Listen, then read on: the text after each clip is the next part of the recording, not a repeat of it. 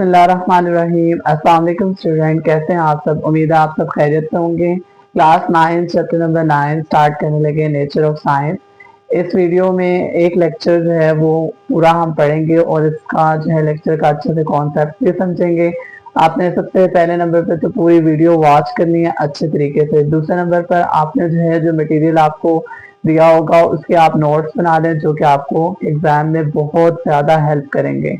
तीसरे नंबर पर लास्ट में दिए टास्क को कंप्लीट करके कमेंट बॉक्स में भेजना है, और जो स्टूडेंट्स मुझे जानते हैं उन्होंने अपना नाम लिख कर कमेंट में सेंड करना है। साथ टास्क को कंप्लीट किया, देन अपना नाम लिखा और देन आपने जो है ना वो कमेंट बॉक्स में भेज देना है। तो टाइम को ज़ाया किए बगैर वीडियो को स्टार्ट करते हैं।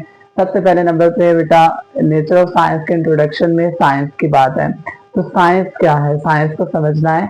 बहुत आसान इन सिंपल इन वर्ड्स में बताऊंगा। साइंस वो इल्म है जो हमारे इर्द गिर्द के कुदरती वाकयात को समझने में मदद देते हैं। ठीक है, या समझने में मदद देता है।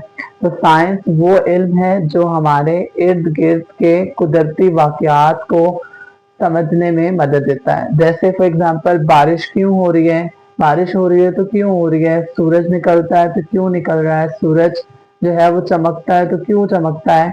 ये सारे सवालात के जवाब तलाश करना ही बेसिकली हमारे पास क्या है, साइंस है। और फिर अब आपको साइंस समझ आ गया होगा। सिंपल वर्ड साइंस क्या है, साइंस वो इल्म है जिसके जरिए हम अपने इर्द गिर्द के कुदरती वाकयात, अल्लाह की तरफ से होने वाले जो वाकयात हैं उनको समझने में मदद देती है। ठीक है, तो साइंस ये हो गया। अब साइंस की जो है दो मेन ब्रांचेस हैं। एक हमारे पास आ जाती है बायोलॉजिकल साइंस, दूसरी हमारे पास आ जाती है फिजिकल साइंस। ठीक है, तो बायोलॉजिकल साइंस वो ब्रांच है साइंस की जिसके अंदर हम जानदारों के बारे में पढ़ते हैं, हर वो चीज, या simple in words living things के बारे में पढ़ते हैं। हर वो चीज जो कि सांस ले सकती है उसके बारे में पढ़ते हैं। और फिजिकल साइंस वो ब्रांच है साइंस की जिसके अंदर हम नॉन लिविंग थिंग्स के बारे में पढ़ते हैं। और नॉन लिविंग थिंग्स कौन से होते हैं, वो जो सांस नहीं ले सकते हैं। फॉर एग्जाम्पल बायोलॉजिकल साइंस में अगर हम देखें तो ह्यूमंस आ जाते हैं, प्लांट्स आ जाते हैं, एनिमल्स आ सकते हैं। ठीक है, ये सारे हर वो चीज जो कि सांस ले सकती है वो तमाम किस में आ जाएंगी, बायोलॉजिकल साइंसेज में। और हर वो चीज जो कि सांस नहीं ले सकती हैं वो हमारे पास आ जाती हैं फिजिकल साइंसेस में। सबसे पहले जैसे लाइक हम कह सकते हैं मैटर है, ठीक है, एनर्जी है, चेयर है, टेबल है, ये व्हाइट बोर्ड है। ये तमाम चीजें सांस नहीं ले सकती हैं। तो जो चीजें सांस नहीं ले सकती उन्हें हम किस में ले आते हैं, फिजिकल साइंसेस में। अच्छा, फिजिकल साइंस की एक मेन ब्रांच है फिजिक्स। ठीक है, जो हमने इसमें अच्छे से पढ़नी है। तो फिजिक्स हमारे पास जो है वो एक मेन ब्रांच है। ठीक है, किसकी, फिजिकल साइंस की। तो अब हम इसके थोड़े से नोट्स को भी देख लेते हैं जो मैंने जो है बोर्ड पर लिखे हैं, उसको देख लेते हैं। साइंस, हमारे पास साइंस की डेफिनेशन मैंने लिखी है, science is the collective knowledge that about natural phenomena and events happening around us. तो साइंस वो इल्म है जो जो हमारे इर्द गिर्द के होने वाले कुदरती वाकयात को समझने में मदद देते हैं। ठीक हो गया। दूसरे नंबर पर हमारे पास दो मेन ब्रांचेस थी। पहली कौन सी है, बायोलॉजिकल साइंस, दूसरी कौन सी है, फिजिकल साइंस। बायोलॉजिकल साइंस कौन सी है, these deals with the living things such as human, insect, birds and animals etcetera. तो साइंस की वो ब्रांच जिसके अंदर हम जो है वो लिविंग थिंग्स के बारे में पढ़ते हैं वो हमारे पास आ जाती है बायोलॉजिकल साइंस। ठीक है, और फिर physical science, these deals with the non living things such as matter, energy and light. तो वो ब्रांच जिसके अंदर हम नॉन लिविंग थिंग्स के बारे में पढ़ते हैं, मतलब बेजान चीजों के बारे में पढ़ते हैं, उस ब्रांच को हम क्या कहते हैं, फिजिकल साइंसेस कहते हैं। अच्छा स्टूडेंट, हमने ये तो पढ़ लिया कि हमारे पास दो मेन ब्रांच हैं, फिजिकल साइंस और biological science.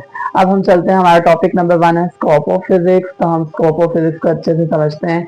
First of all student, आपको पता होना चाहिए कि हमारे पास फिजिक्स क्या है। फिजिक्स साइंस की वो ब्रांच है जिसके अंदर हम matter, energy, time and space, इन चारों को अलग अलग पढ़ते हैं या इनका आपस में ताल्लुक पढ़ते हैं। तो सिंपल इन वर्ड्स क्या होगा, जो हमारे पास साइंस की वो ब्रांच जिसके अंदर हम मैटर, एनर्जी, टाइम, स्पेस, के रिलेशनशिप को पढ़ते हैं या सेपरेट पढ़ते हैं, उसको हम क्या कहते हैं, फिजिक्स कहते हैं। ठीक है, फर्स्ट ऑफ ऑल हमारे पास अगर देखें तो ये मैटर क्या होता है। मैटर वो है हर वो चीज जो कि जगह भी घेरती हो और वजन भी रखती हो, तो हम उसे क्या कहते हैं, मैटर कहते हैं। जैसे फॉर एग्जांपल सबसे पहले हम खुद ही एक एग्जांपल है कि हम जो है वो वजन भी रखते हैं और हम जगह भी घेरते हैं, तो इट मीन्स कि हमारे पास जो है वो हम क्या है, एक मैटर है। ठीक है, उसके अलावा एनर्जी को देखें तो एनर्जी क्या होता है, काम करने की सलाहियत को कहते हैं, एबिलिटी टू डूइंग वर्क। तो काम करने की सलाहियत हमारे पास क्या है, वो हमारे पास एनर्जी होती है। जैसे हमारे पास हीट एनर्जी है, थर्मल एनर्जी है। उसके अलावा अगर आप देखें जो है वो लाइट एनर्जी है, साउंड एनर्जी है। ठीक है, उसके अलावा अगर हम देखें स्पेस की बात करें तो स्पेस हमारे पास क्या है, थ्री डायमेंशनल एरिया को हम स्पेस कहते हैं। किस तरह से, जैसे हमारा वर्ल्ड है, दुनिया है, तो वो भी थ्री डायमेंशनल है। तो इसलिए जो हर वो चीज जो कि थ्री डायमेंशनल हो, हर वो एरिया या हर वो रीजन जो कि थ्री डायमेंशनल हो, वो हमारे पास क्या कहलाता है, स्पेस कहलाता है। जैसे हम कहते हैं खिला है, अब वो खिला क्या है, स्पेस है ना, और स्पेस का मतलब क्या है, थ्री डायमेंशनल होना, एक्स वाई और जी। ठीक है, अब इसको हम जरा देखते हैं। मैटर हमारे पास क्या है, matter is anything that has mass and occupies space, for example air, book, human and body। तो हमारे पास सिंपल वही मैथ क्या है जी, मैटर हमारे पास क्या है, हर वो चीज जो कि क्या रखती है, मैथ रखती हो, वजन रखती हो और स्पेस घेरती हो, तो उसे हम क्या कहते हैं, मैटर कहते हैं। जैसे हमारे पास एग्जाम्पल एयर है, बुक है, ह्यूमन बॉडी है। उसके अलावा एनर्जी क्या है, energy is the ability to do work, काम करने की सलाहियत को हम क्या कहते हैं, एनर्जी कहते हैं। फॉर एग्जांपल जैसे मैंने आपको बताया heat energy, light energy, electrical energy. ठीक हो गया। इसी तरह हमने स्पेस के बारे में पढ़ा। स्पेस क्या है, space is the three dimensional area. क्या है, तीन डायमेंशनल एरिया है, थ्री डायमेंशनल एरिया है, एक्स वाई एंड जी। जैसे which all objects and events exist. तो सिंपल सी बात है, दुनिया है हमारे पास, तो दुनिया के जो है वो थ्री डायमेंशनल है और यहाँ तमाम चीजें एग्जिस्ट करती हैं। उसके अलावा अगर आप देखें तो जो भी काम हो रहा है, इवेंट से मुराद काम है, वाकयात हैं, जो भी वाकयात या काम हो रहे हैं वो हमारे दुनिया के अंदर ही हो रहे हैं। तो इसका मतलब हमारा जो वर्ल्ड है वो क्या है, स्पेस है एक। ठीक है, तो उसके अलावा अगर हम देखें तो यहाँ पर थ्री डायमेंशनल से मुराद क्या है, लेंथ, विड्थ और हाइट है। ठीक है, एक्स वाई और जी। यहाँ पास इस तरह से होता है। ठीक है, ये हमारे पास एक्स आ जाएगा, ये वाई आ जाएगा और ये जी आ जाएगा। थ्री डायमेंशनल से मुराद एक्स वाई जी है। और अगर सिंपल इन वर्ड्स में देखा जाए तो लेंथ, विड्थ एंड हाइट समझ लें। ठीक हो गया। उसके बाद अगर हम बाद में अच्छा, उसके बाद अगर हम देखें तो हमारे पास टाइम आता है। टाइम हमारे पास क्या है, देखें अगर कोई भी काम होता है तो उसका दौरानिया क्या है, काम या कोई भी वाकया होता है तो उसका दौरानिया क्या है। तो उस दौरानिये को मतलब लाइक कोई भी अगर काम होता है तो वो किसी दौरानिये में हो रहा होता है, तो वो दौरानिया जो है बेसिकली हम उसे वक्त कह रहे होते हैं। उस वो काम कितनी देर में हुआ है तो वो हमारे पास क्या आ जाता है, टाइम आ जाता है। तो हम जब वो दुरानिया का जो है दुरानिया मैयर करते हैं तो हमें पता चल जाता है हाँ भाई ये इतना वक्त लगा है। तो बेसिकली वही उसी को हम टाइम कह रहे हैं, उसी को वक्त कह रहे हैं कि काम करना या वाकया जो है वाकये के दुरानिये को हम क्या कहते हैं, टाइम कहते हैं। ठीक है, तो सिंपल इन वर्ड्स टाइम क्या है, Maihar the sequence and duration. ठीक है, ड्यूरेशन ऑफ इवेंट। ठीक है, काम करने या वाकया होने का दुरानिया क्या कहलाता है, टाइम कहलाता है। It considers the fourth dimension. अच्छा, जैसे हम जो है ना, वैसे हमारे पास तीन डायमेंशन होती हैं, एक्स वाई जी होती हैं, लेकिन हम जो है वो टाइम को जो है ना वो फोर्थ डायमेंशन से कंसीडर करते हैं। ठीक है, तो हमारे पास यहाँ पर एमसीक्यूज आ सकता है, फोर्थ डायमेंशन कौन सी हो सकती है, हमारे पास टाइम जो है वो फोर्थ डायमेंशन है। ठीक है, उसे हम फोर्थ डायमेंशन कहते हैं।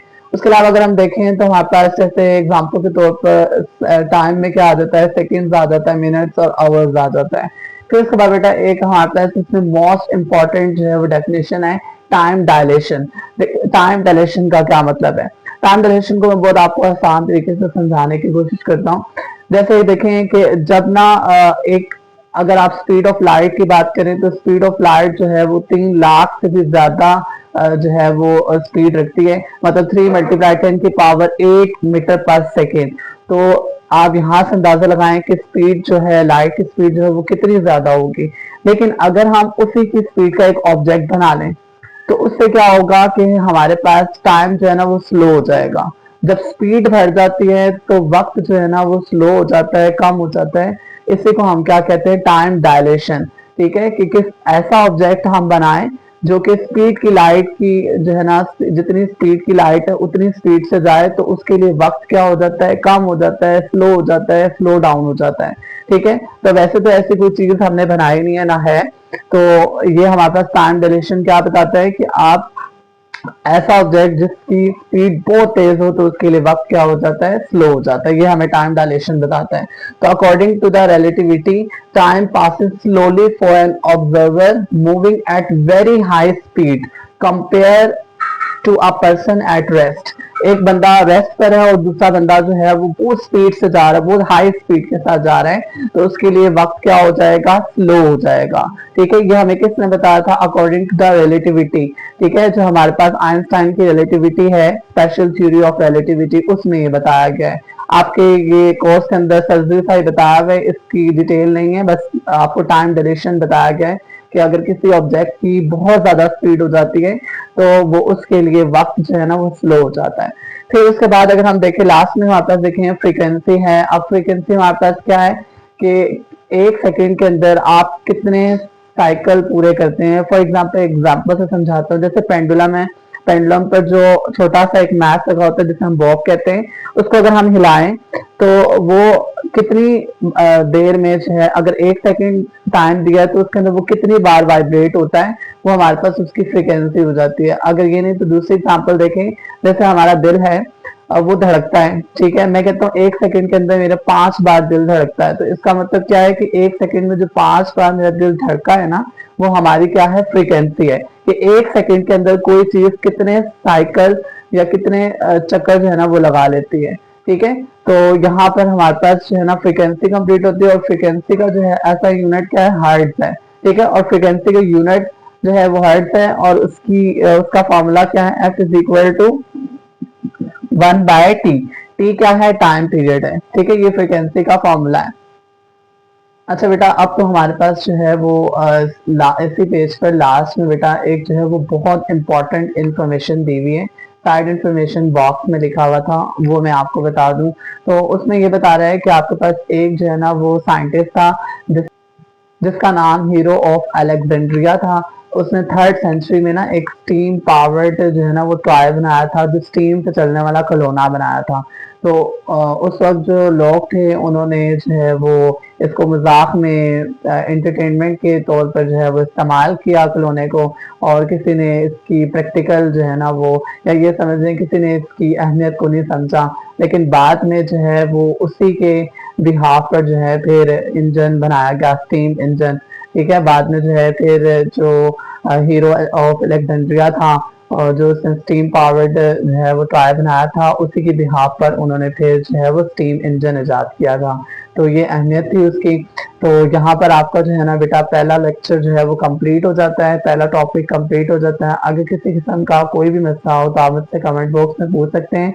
मैंने इस चैप्टर को साथ साथ नोट्स की सूरत में जो है वो बोर्ड पर लिखा है, ताकि आप लोग अच्छे से समझ सकें। कोई भी रेफरेंस अगर बुक पर आपको सही नहीं मिल रही तो आपने ये उतार लेनी है। ठीक है, ये मैंने इजी वे में सारे नोट्स बनाए हैं।